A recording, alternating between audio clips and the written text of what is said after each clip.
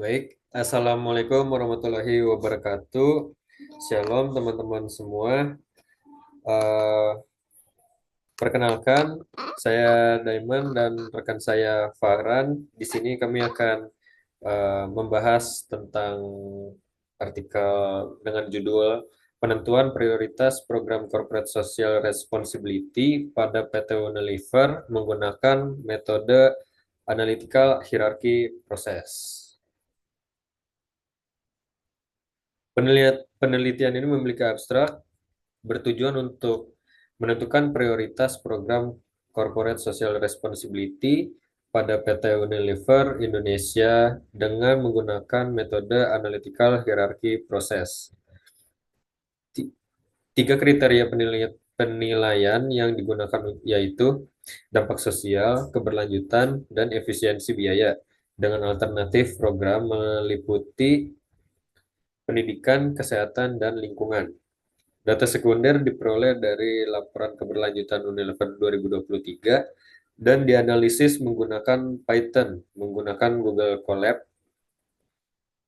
Hasil menunjukkan bahwa program pendidikan menjadi prioritas utama, 46%, diikuti oleh lingkungan 28,1% dan kesehatan 25,9%. Temuan ini menunjukkan bahwa AHP dapat digunakan secara efektif dalam pengambilan keputusan program CSR perusahaan.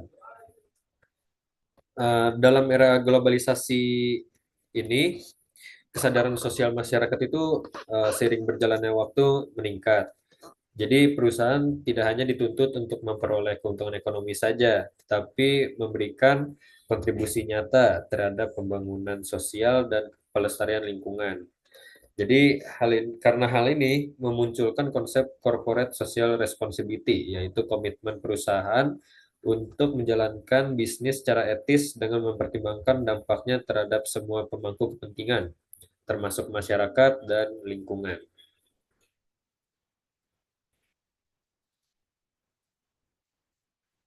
Jadi artikel ini tuh menggunakan stakeholder theory.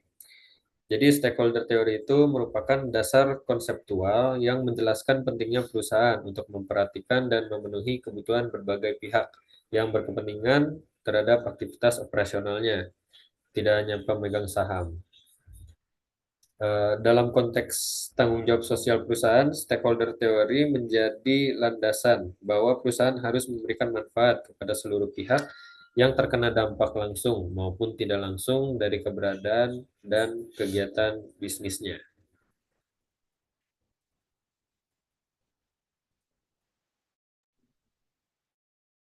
Nah, ya, variabel dari kriteria penilaian program CSR, yaitu ada tiga, yang X1 yaitu dampak sosial, X2 keberlanjutan program, dan ketiga efisiensi biaya. Next, dan untuk variabelnya, next yang ke bawah, kita ambil itu prioritas program CSR dan menggunakan metode analytical hierarchy process atau AHP dalam metode pengambilan keputusan multi kriteria yang dikembangkan oleh Thomas Elsaati pada tahun 1980-an. Nah, untuk proses AHP sendiri ada beberapa tahap, yaitu menyusun hierarki keputusan, membuat matriks perbandingan berpasangan, menghitung bobot prioritas, dan mengukur potensi loss.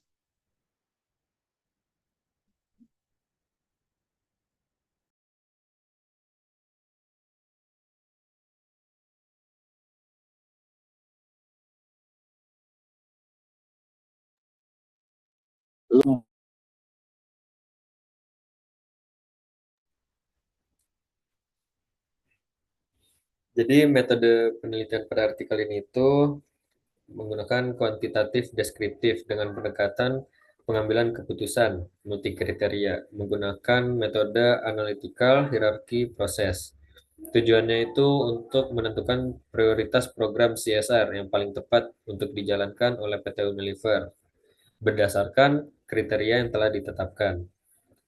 Sumber dan jenis datanya itu menggunakan data sekunder yang diperoleh dari laporan keberlanjutan PT Unilever tahun 2023. Untuk teknik pengumpulan datanya itu, yang pertama ada studi dokumentasi terhadap laporan CSR PT Unilever.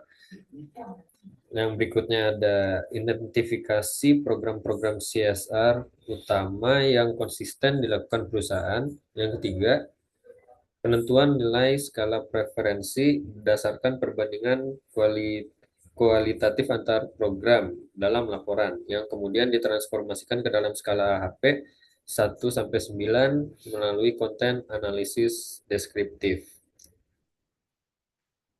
Jadi berikut tabel variabelnya dan indikator serta skala pengukurannya.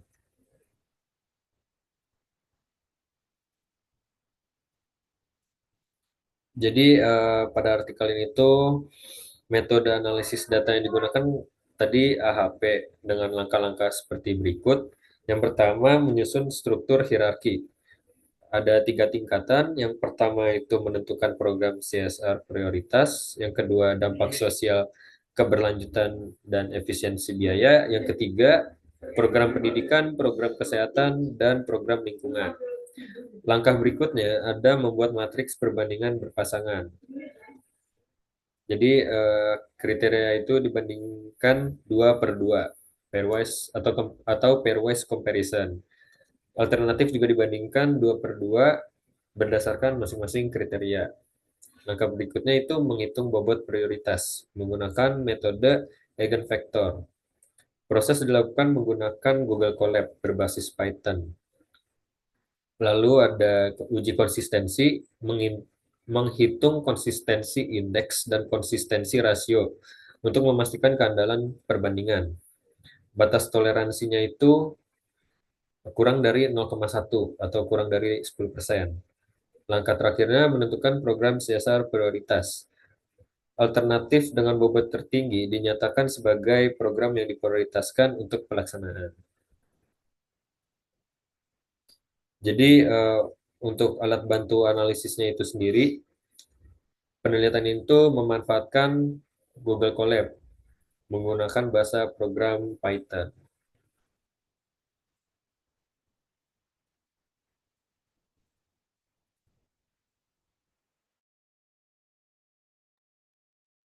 Nah, di sini ada hasil dan pembahasan. Sebelum masuk ke hasil dan pembahasan, di sini ada deskripsi program CSR berdasarkan laporan keberlanjutan. Nah, untuk PT Unilever sendiri itu memiliki 3 segmen, langsung ke tabel aja. Memiliki 3 segmen proyek, yaitu yang pertama ada pendidikan, yang kedua ada bawah lagi men, bawah lagi.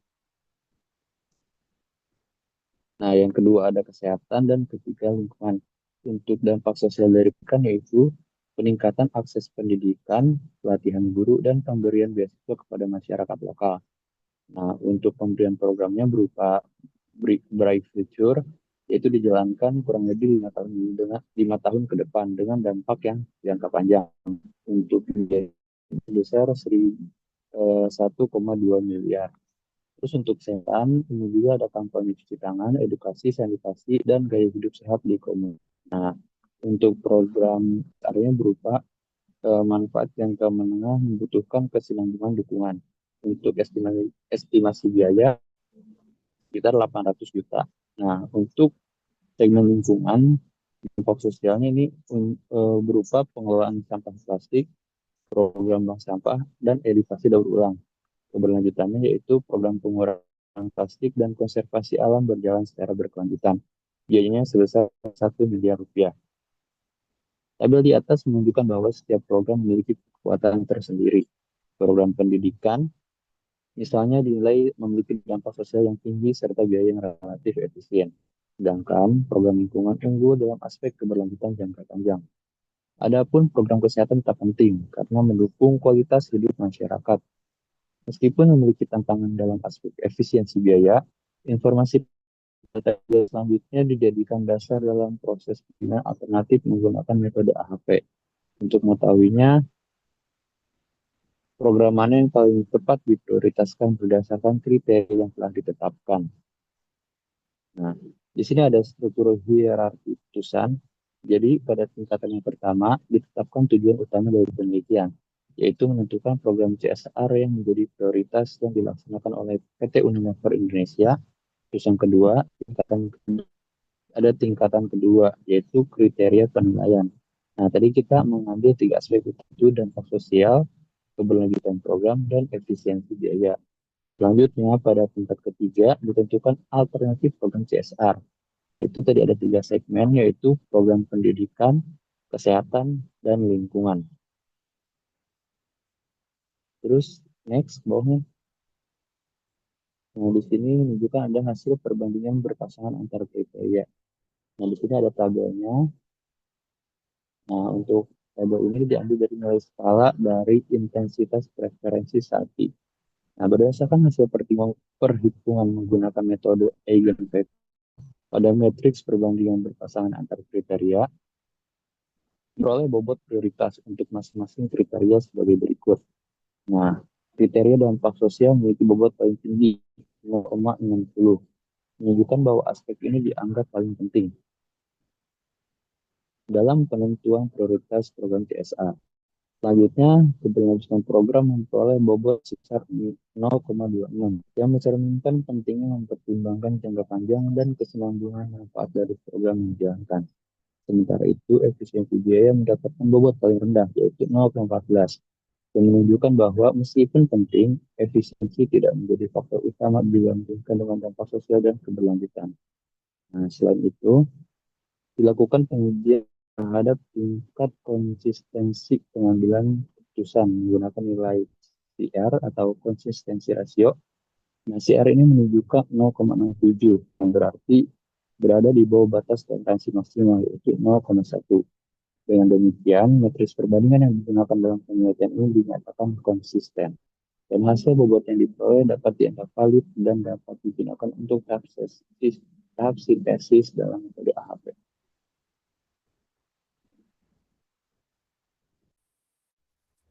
Berikutnya, hasil perbandingan program CSR terhadap setiap kriteria. Berikut tabelingnya. Dalam hal dampak sosial, program pendidikan memperoleh nilai bobot tertinggi dibandingkan dua program lainnya.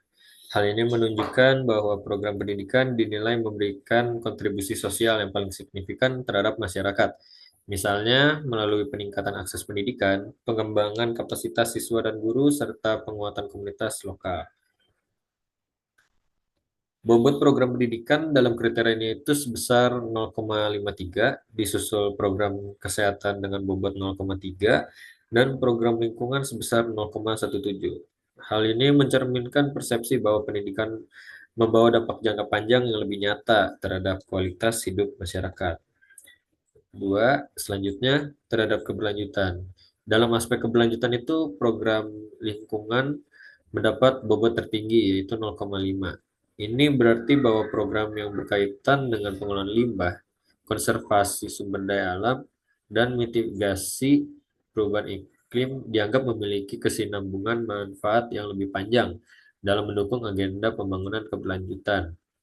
Program pendidikan berada di posisi kedua dengan bobot 0,33 karena memiliki potensi menciptakan dampak keberlanjutan dalam bentuk pengetahuan perubahan perilaku. Adapun program kesehatan hanya memperoleh bobot 0,17, mengindikasikan bahwa dampaknya dinilai lebih bersifat sesaat atau membutuhkan keberlanjutan pendanaan secara terus-menerus. Tiga, terhadap efisiensi biaya. Dalam efisiensi biaya, program pendidikan itu kembali menjadi program dengan bobot tertinggi, yaitu sebesar 0,4, menunjukkan bahwa biaya pelaksanaan program ini dinilai cukup proporsional dengan manfaat sosial yang dihasilkan. Program lingkungan menempati posisi kedua dengan bobot 0,35, karena beberapa aktivitas seperti kampanye lingkungan dan pelatihan daur ulang dapat dilakukan secara kolaboratif dengan mitra eksternal tanpa biaya besar. Lalu yang ketiga ada program kesehatan memperoleh bobot paling rendah yaitu 0,25 karena pelaksanaannya cenderung membutuhkan sumber daya medis, alat kesehatan dan logistik yang relatif mahal.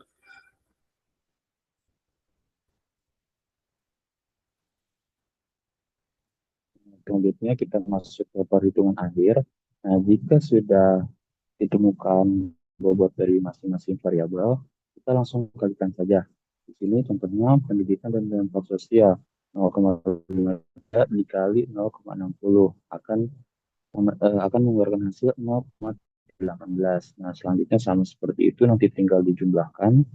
Dijumlahkan itu akan menghasilkan bobot 0,460 untuk pendidikan dan kesehatan 0,259 dan 0,281.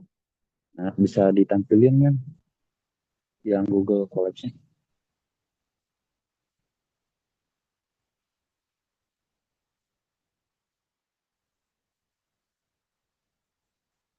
Nah, seperti ini.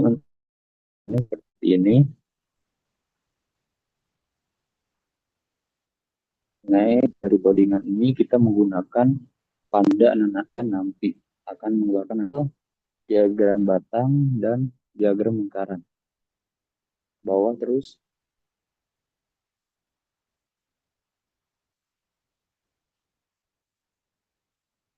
Nah, dari hasil perhitungan tadi, maka akan memunculkan data prioritas CSR oleh PT Unilever yang menjadi prioritas yaitu pada segmen pendidikan sebesar 0,46 atau 46%. Dan yang menjadi tingkatan di selanjutnya yaitu program lingkungan sebesar 25,6. Terus disusul yang terakhir oleh kesehatan yaitu sebesar sekitar 24%. Nah, langsung next ke itu nih. Ke jurnalnya lagi pembahasannya.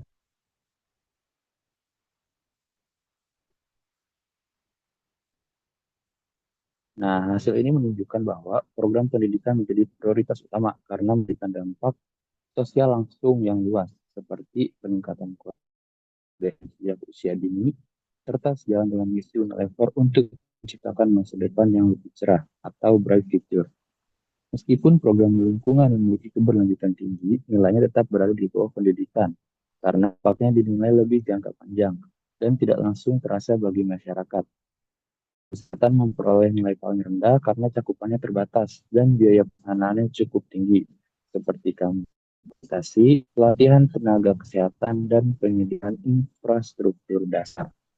Temuan ini sejalan dengan penelitian sebelumnya yang dilakukan oleh Yuliani pada tahun 2021 yang menyatakan bahwa program pendidikan sering menjadi prioritas utama dalam CSR karena memberikan manfaat jangka panjang terhadap suatu.